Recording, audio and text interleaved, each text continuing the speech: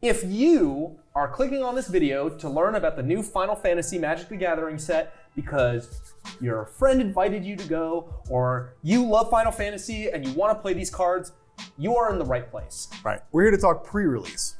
And what we're going to do is we're going to talk you through what the pre-release is, how playing Magic the Gathering with these new cards is going to go, and what you can do to squeak out a few wins and impress everybody at the pre-release. Right. And after a brief overview of pre-release, what we're really going to dive into is like the cards that make decks work.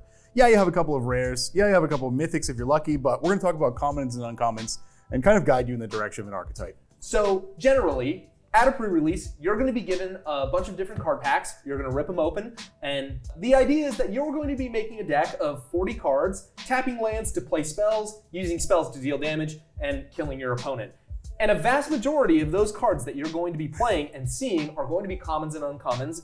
So you sit down with your pile, and when you do, Wizards will provide a listing of common archetypes per set. We're going to be translating those into kind of directly into the cards. Of the 5 colors that you will see on the Magic cards, it is most typical to play 2 of them in a deck in combination. And those 2 will have a unique interaction with each other to have you play the game. Let's get started at the top. Blue-white artifacts, which is an absolute classic. Yeah, so the general strategy is you're going to be playing these artifacts, which aren't like monsters. They're more like machines that will do small things, and then you'll have creatures or spells that are strong or big or blasty based on how many artifacts you have. Yeah, for artifact payoffs in this set, I really like Titus Blitzball Star. It's a 3-mana 2/1. Oh yeah. Every time you play an artifact, he gets bigger, and he can tap stuff down, which is great. You also can find Sid. He's the old guy that has a billion different There's arts. a lot of friends. He basically interacts with everybody by saying the more artificers you have in the deck, the stronger all of your heroes and artifact creatures are. So if you're seeing a lot of white and blue and specifically artifacts, you'll be playing probably one of these 2 cards as like your superstar, and then a bunch of artifacts and other payoffs to win the game. Yeah, keep an eye out for the equipments that make heroes. Job select is the mechanic from the set, like Thief's Knife, which makes a 1/1 that when it deals combat damage, it draws you cards, which is great. These equipments are really cool because not only do they make you a creature when they come in, it attaches right away and you have some utility, they count as casting artifacts and they can be re-equipped later to power up your guys. Yeah, and another card that I think is a standout is Gaelic Hat. It's a 1/3 flying vigilant card. And as long as you have 2 or more artifacts, the creature gets +2/+0. This creature is evasive, flying in the air. It's vigilant, meaning that it doesn't have to tap. It can defend and attack. It's a great all-rounder, and for a common, an incredible value. Yeah, and I would say the last kind of artifacty payoff that I had in these colors was Slash of Light, which is a 2-mana instant. It deals damage equal to the number of creatures you control plus the number of equipment you control to target creatures. So count up your creatures, count up your artifacts, and kill something, which is good. I good love stuff. it. The perfect top end, Valkyrie Aerial Unit. What does Valkyrie do? It is a flying 5/4 that when it enters, it surveils 2, but it has affinity for artifacts. Pretty good. Which means that every artifact on the board is going to make it cheaper. You could be playing this card on turn 4. It's a flying 5/4, one of the biggest creatures in the set in blue. Incredible top end. If you have more than one of them, you are almost assuredly playing a white-blue artifact. Yeah, I think that's a good signpost. I didn't realize Valkyrie was so aggressive. Oh yeah, Wow. It costs 7 mana usually, but with its affinity, it can cost all the way down to 2 mana. Pretty cool. Blue-black control. So when you're playing with blue and black, you're doing things like drawing cards, you're doing things like stopping your opponent from making too much headway, and then in the end of the game, you're playing big splashy cards that sort of show off how powerful you can be. Yeah, they gave blue-black control a lot of tools in the early game to help them out. Cards that are typically like removal or slowdown, there's a bunch of them, but one of the most interesting threats I've seen is Scorpion Sentinel. Did you see that guy? Oh yeah. He's a 2-mana 1/4, so on its face, it blocks the hell out of everything, which is awesome. But if you have 7 or more islands, it gets +3/+0. Yeah. So this is a perfect example of what you want to do in blue-black control, which is just play a blocker, wait out the game, and then beat them in one go. 2 of the legendaries that you might be looking for, or might be signals that you should be playing blue-black control, are Lock Cole. He deals combat damage, and he lets you draw cards and discard cards. He represents a great threat on the battlefield, having Death Touch, which means that he can block and attack basically whatever he wants. And Ultimecia, Time Sorceress, I hope I'm saying that right. All the Final Fantasy lovers are going to kill me. And what Ultimecia does is gives you some card selection by letting you surveil, but also by the time the game is nearing its end, you get to flip her over and take an extra turn, which is something extremely powerful and is not really often seen in limited formats. Yeah, it's tough to do in draft or in sealed stuff for sure. There's one card in blue, I always look for this in limited. It's the thing that taps a guy when it comes in and keeps them tapped. Yes. There's a 3-mana enchantment called Stuck in Summoner's Sanctum. It has flash, which means you can cast it at instant speed. Pick an artifact or a creature, so enchant one of those, tap it, and they can't activate its abilities as well as it doesn't become untapped. So it basically shuts something down, and this is fantastic. Only 3 mana too. Yeah, this card does a great job of seeing any threat your opponent puts out, and you just say, go to sleep. I don't want to deal with you. I want to play at the end of the game. Exactly. Another great card that goes with this theme is Magic Damper. It's a 1-mana instant that gives your creature hexproof, which means that they can't be targeted.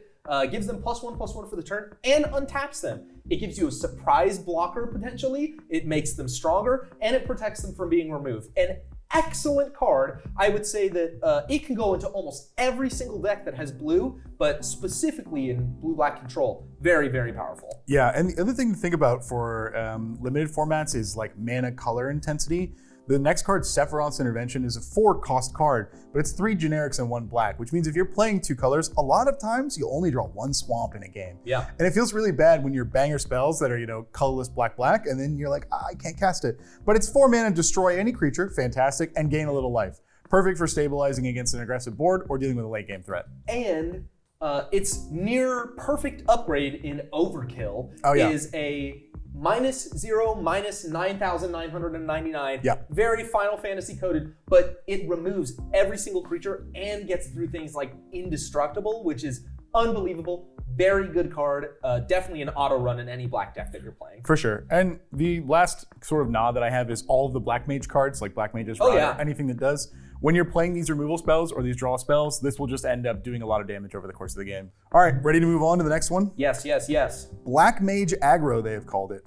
Which is red and black? In red and black. Pretty interesting. Red and black is a famous color combination, at least to me, for having great success in limited formats like pre-release and in draft. And the black card that I think that is worth talking about is All Bed Salvagers. What does that do? It is a card that has text that is familiar to veterans, which is whenever a creature or artifact you control dies, target opponent loses 1 life and you gain 1 life. It is the perfect combination of I'm stabilizing, I'm taking you closer to a lose condition, and it's on a 2/3 creature. Great for blocking.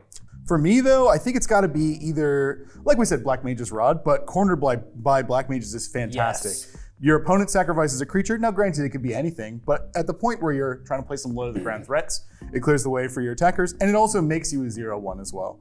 The Black Mage Gutter Snipe Pinger, which is sick. Oh, yeah. And in a deck that is doing things like this Black Mage aggro, a card like Laughing Mad allows you to cycle through your deck and reuse the card when it's already in the graveyard to keep you full up on cards in hand. But also that replaying means that you're triggering the Black 2 Mages. pings off of 1 card, which is really valuable. That's a good thing too, because the card that I thought is probably going to make or break a lot of these is Red Mage's Rapier. Oh, yes. 2 mana, so you're playing on turn 2. It makes the hero, and it says, whenever you cast a non-creature spell, the creature that this is attached to gets 2/0 until end of turn. Yeah. So that Laughing Mad, when you're playing it 1-2 times, all of a sudden, now it's 5 damage. Huge creature. Yeah, which is crazy, because you can start to go in as early as turn 3. Oh, yeah. I think I got to celebrate, though, like Haste Magic. Oh, yeah. Haste Magic is really Target good. creature gains 3/1, and then you get an extra card to play out of exile off the top of your library until end of turn. And haste. Yeah, and I think that if you see the card Black Waltz #3 in your packs, you are basically... You're being heavily signaled to play into the red-black color. It's pretty identity. flexible. Yeah, it deals damage to an opponent whenever you cast a non-creature spell. It has flying, it has death touch. This card does so much heavy lifting. It's a little expensive, but man, if you can get it on the board, you are in such a good spot. Moving on. Yeah. Next up, we have a excellent beginner color combination in red-green Landfall. Yeah. So we have this creature, Gladiolus Amicia? God, I'm going to get... Don't look at me. Amicidia? Amicidia is what I'm going to go with. I think it's Amadeus. Yeah, something like that. When Gladiolus enters, you get a land, you put it onto the battlefield. Whenever a land gets put onto the battlefield under your control, a creature you control gets +2/+2 and trample. So the idea is that you play a lot of lands, which gives you a lot of mana, which makes you big creatures that get buffed whenever lands hit the battlefield. Great. My favorite landfall for sure has got to be Chocobo Racetrack. It is a 5-mana artifact. When you play it, literally nothing happens. So you already know you're off to a good start. But it's got one ability, Landfall. When you play a land, create a 2/2 bird token, which is the Chocobo, and that Chocobo also has Landfall to give it +1/+0. So every time you play a land, you make a bird, and then if there are any birds in the battlefield, they get 1 stronger. Yeah. Just playing lands is such an integral part of Magic that getting this much value out of it is insane. I think that another extremely powerful indicator of direction is Saz's Chocobo. This is a 1-mana 1/1 creature that can go into any green deck, and whenever you play a land, you put a 1/1 counter on it. This card is incredible not only in a landfall deck, but in any deck with green, because it represents a threat that your opponent must get rid of. And if you have 2 or 3 other cards that function with landfall, this card becomes ugly. Yeah, and the perfect curve, so that's 1-drop. Into your turn 2 Sabatender, which is a 2/1 plant. And whenever a land enters the battlefield, it does 1 damage to each opponent. Oh yeah. It just turns lands into damage. Yeah. Unbelievable. And there are other like rares and mythics that really push this, but I have to highlight again, haste magic. Yeah. If you're playing a bunch of big beaters, a problem that usually can happen is that you play them out, but then they're too slow and you get run over. Haste magic says, I maybe just played a 5/4, now he can run. Yep. Now he's going at you. I'm good on that one. I think it's... Oh, Sabatender. Yeah, that's what I just said. Oh, okay, cool. Yeah. I didn't, I was zoned out looking at my screen like That's a okay. fucking Coco Melon. We've all been in a Chili's, I get it. Fuck you for saying that. Ready for the next one? Yes. Green wide, go wide. Okay, green-white, put as many creatures that are teeny tiny onto the board as possible, and then at some point just run over somebody by buffing them all up at the same time. Yep. Although there's options in this set, not just for tokens too. Did you see Magitech Infantry? No, I didn't. It is a 1-mana 1/1. It says this creature gets 1/0 as long as you control another artifact. But it says pay 3, search your library for Magitech Infantry, and put it on the battlefield tapped and shuffle. Oh yeah. So if you end up, it's a common. If you end up with 10 of these, as long as you can find one, you can start. always have them in your hand. Exactly, and they go right on the battlefield. Look, that card's fine, but I need to talk about an all-star. Queenaku Gourmet. Yeah, that was my next one. If one or more tokens would be created, create that many tokens plus a 1/1 green frog. I don't care about that sacrificing a frog and putting a 1/1 green thing. Blah, blah, blah, blah. I don't care. Making a frog every time you make tokens sounds like it maybe not too, maybe it wouldn't be too impactful, but at the end of that match, when you are giving every creature +2/+2, and you have 5 frogs on the battlefield, wow, that's a lot of power and a lot of creatures that won't be blocked. I gotta give it up to, so you're saying the end of the game payoff where you pump up all your guys. Mm-hmm. The payoff, in my opinion, is probably Aron's Inspiration, which is just an instant for 3 mana. Attacking creatures get 2/0 until end of turn, Oh, yeah. but it has flashback for 4. So on a late game turn, when you're ready to go for lethal, it's 2 mana +2, and then 4 mana +2 again. Yes. That single card can represent +4 power on all of your frogs. It turns 2 or 3 frogs into 15-ish damage, which is crazy. Yeah, and I also want to highlight Side Quest Catch a Fish. Oh, yeah. One of my favorite that's cards, cool. maybe in the entire release. Beginning of upkeep, look at the top card of your library. If you find either a artifact or creature, you show it, and then you make a food token. Then you flip this card, and it becomes a land, so you're already ramping more, and you can sacrifice artifacts like that food and give every creature you control +1/+1. Forever. Yeah, Incredible. pretty cool. A great top end to a green-white go wide strategy. White counters as a finisher is good too, because the last card I have is the Crystal's Chosen, which good to see some Crystal Chronicles representation. 7 mana sorcery, which is painful, but it makes 4 1/1s, and then the kicker, put a 1/1 counter on each creature you control. Wow. So hopefully at this point you've set up, even if those 4 1/1s, they don't have, like they have 76, right? They can attack.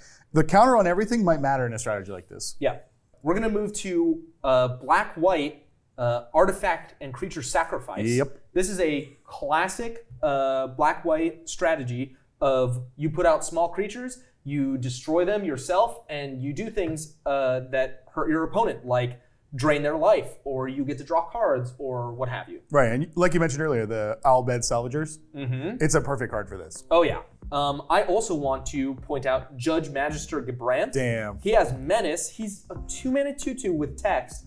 Whenever another creature or artifact you control dies, put a 1/1 counter on him. So he's difficult to block. He gets bigger. So if you're blocking a huge attack, this guy gets massive after all your creatures die, and you just swing in for the kill. Yep. Yeah. Usually you want a sacrifice outlet, also called sack outlets, to make them go away on your own time. I want to talk about the Ari main in the room, which is Ari man. I'm not an Ari main. The accusations are crazy. Ariman. Ariman is a 3-mana 2/2 with flying and death touch. And if that's all it said, I would play every copy of this I had, because it forces your opponent to trade their worst, most threatening creature into it. Yeah. But it also says pay 3 mana of any color, sacrifice another creature or artifact, and draw a card. In a limited format specifically, that ability is really good. It's really good. And yeah, it's overcosted, but oh no, this card is an all-star. I also want to highlight Shambling Syeth. It's a creature that enters tapped, so it seems kind of strange, but when you cast a non-creature spell, you can pay an extra black and get it from your graveyard to your hand. Yep. This is a creature you can effectively sacrifice or use to block forever. Yep. It will be the fuel, the sack outlet that you require to get all of your synergies off. A Dwarven Castle Guard, he's a 2/1 for 2 that dies and creates a 1/1. Oh yeah. If you are looking for things to sacrifice, this guy is a 2-for-1 value. That's a really good point, which is that this strategy really wants creatures that are expendable. So 2-for-1s are important. The other kind of 2-for-1 are all the equipments in the set. Yeah. Your Black Mage's Rod comes in, it's an artifact, it makes a guy. When you have cards like Arimane that can sacrifice a creature or an artifact, that's 2-for-1. Great. Blue-red, big non-creatures wizard calls it. Interesting way to phrase that. Yeah, right? I would have just, I get it, but what's your take on this archetype? If you're playing blue and red, you're playing big spells, you're blasting fireballs, and you're blowing the board up, or you're putting them back in their opponent's hand. If you see the card, the Emperor of Palamecia, that card's crazy. Use it. It's very cheap to tap for mana and use it only for non-creature spells, and this card gets bigger the more non-creature spells you play, and just an excellent card to show you the direction that you should be heading. That's kind of the mechanic here, which is that whenever you cast a non-creature spell, if at least 4 mana was spent to cast it, do something. My thinking is that this archetype is going to be the hardest to make work. Yeah. Playing more than one, I would just say, spell in a game that costs 4 or more mana can be hard if the sort of meta is fast. This archetype seems pretty tough. Well, that's why I'm happy to see cards like Sahagin, which is a 1/3 for 2 mana, so it can block. And when you play one of those 4-cost or higher non-creatures, it gets a 1/1 counter, cool, and it can't be blocked this turn. Blue has cards like Eject, which are pretty expensive, but they just remove a threat from your opponent's field and puts it into their hand. Eject is really cool. Yeah, if someone slams like a 5-mana creature and they say, "You're done for, buddy," you just say, you need to pay again, because guess what? That 5 mana wasn't good enough. Light of Judgment. Have you seen that one? 5 mana in common as an instant. Deals 6 damage to target creature. Not bad, but also destroys an equipment attached to it. So it's enough to clear a lot of the threats that you're going to see, but in its worst case, you play it on a 0/1 Black Mage with a Black Mage's Rod, and you just get rid of their engine artifacts. Those are really cool. Yeah, very, very good. But I do got to talk about the octopus in the room. Oh. Ultros Obnoxious Octopus is a 2-mana 2/1, so they're called pikers because they are based off an old card that had higher power than toughness. When you cast a non-creature with mana value 4 or greater, pick an opponent's creature, tap it, and stun it, so it won't get untapped for a turn. This will help you slow them down if you can get to 4 mana. Also, it has an additional one, which is if you can cast a non-creature spell of 8 mana or higher, which is absurd. Whoa. Probably X spells, I would guess generally. Put 8 1/1 counters on him. I would say that if you see this creature, it is most often a trap. My opinion on this one is that I would play it only if I thought that the first ability was worth it. Yeah.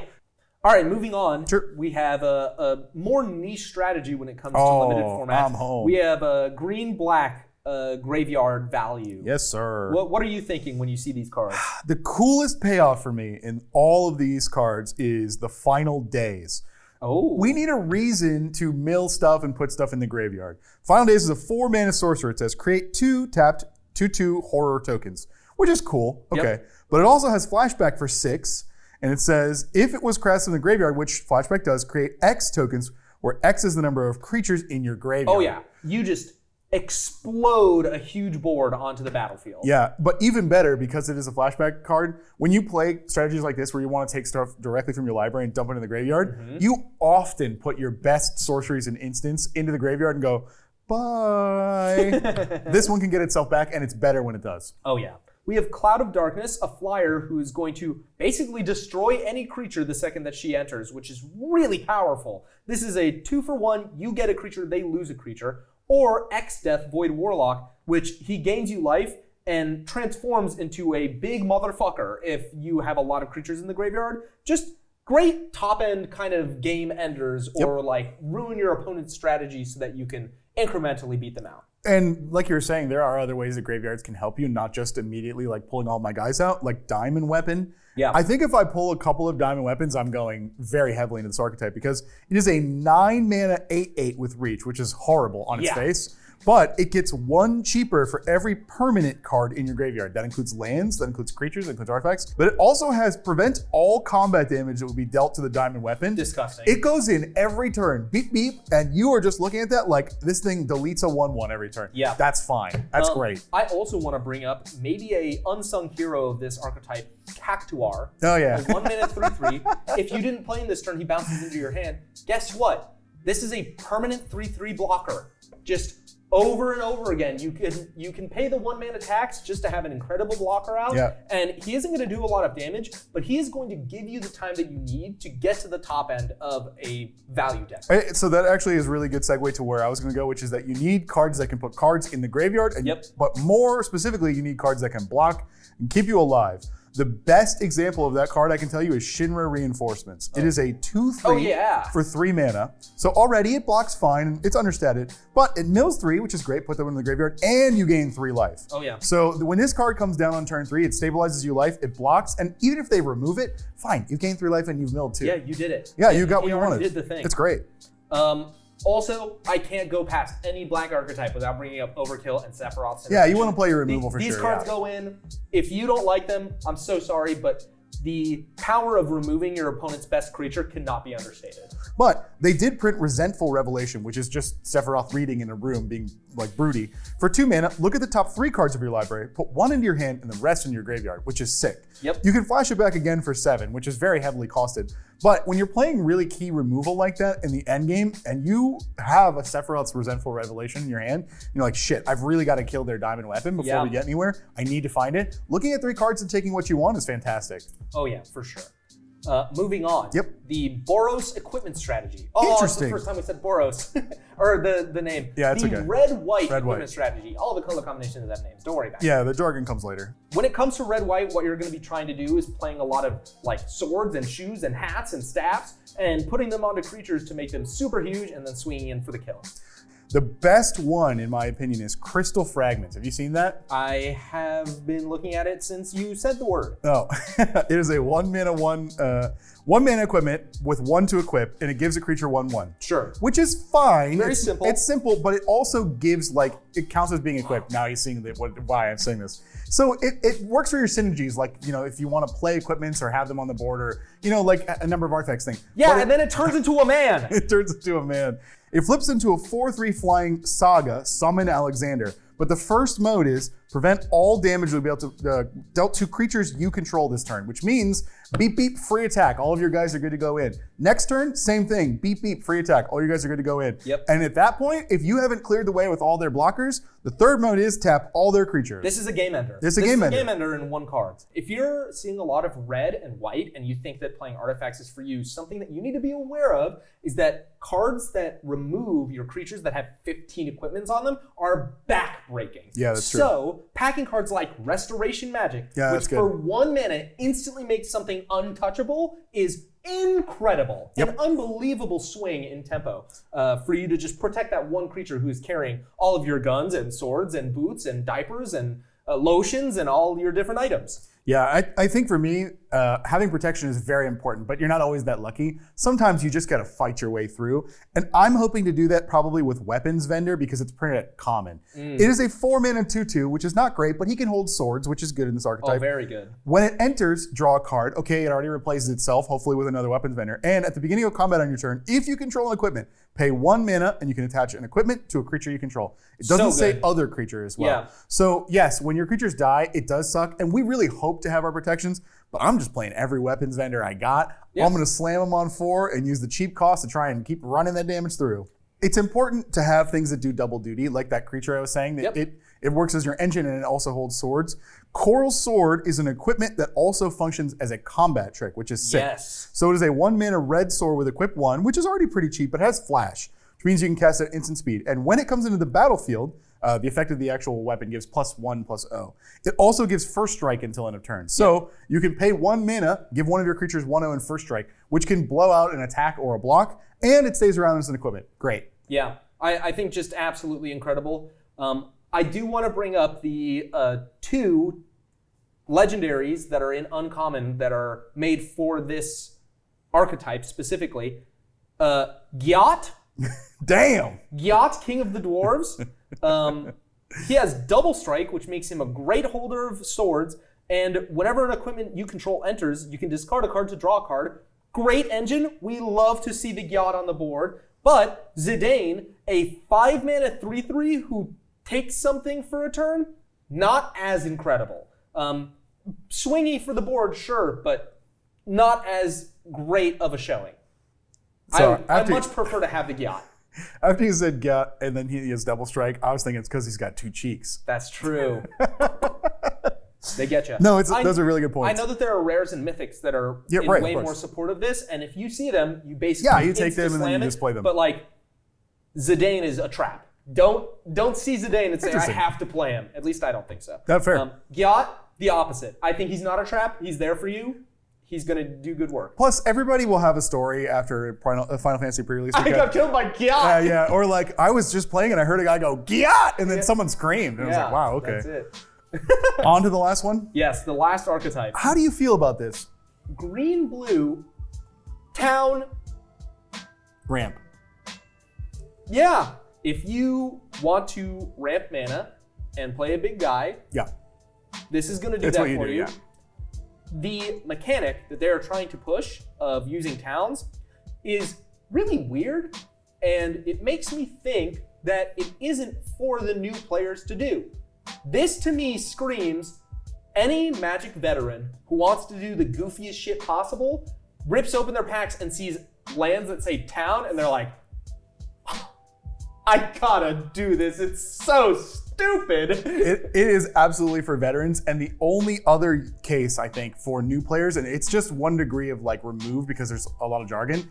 Towns generally can tap for different colors of lands. Yeah. So there are a lot of like green instants and sorceries say when you go find a town, that will let you what's called color fix, which is if I have a really cool, like if you go to your rares and you're like, wow, I have 6 amazing game enders, but they're in all 5 colors. Fuck, what do I do? Play towns. You play towns. And then when you play these cards, it's like, well, okay, the red-white guy's in my hand. I gotta go find a red-white town. And I think that it's a fine archetype, but if we were to try and give you bombs for the town archetype, I've got one. I don't think they exist, Ryan. You don't like the poo-poo UFO? Oh, not the poo-poo UFO. It is a 2-mana 0/4 with flying. Already a great blocker in colorless. So if you fuck up your colors, you're good. Yeah. But you can tap it, put a land from your hand on the battlefield. Cool. That's like Walking Atlas. It's like, it's ramp, but it drains you cards. But for 3 mana, this creature's base power becomes the number of towns you control. Yeah, so like I was saying, towns don't really have like any huge bombs. I mean, it's fun. If you are new to Magic the Gathering, I would say maybe steer clear of towns unless you have a friend who's like, ooh, do this, do that, do this, and helps you construct the perfect deck. But if you're a beginner, take a load off. There's 2 situations that I would play towns, and only these. The first is that you got a Wandering Minstrel, which is the town guy who can make guys if you have towns, and a bunch of towns. Yep. That I would also put if you have a bunch of UFOs in there, you can do it as well. The other situation is that you're planning to use towns as the glue that holds your deck together for other stuff. Yeah, just for color fixing. Yeah, exactly. That's why I would do this. Yeah.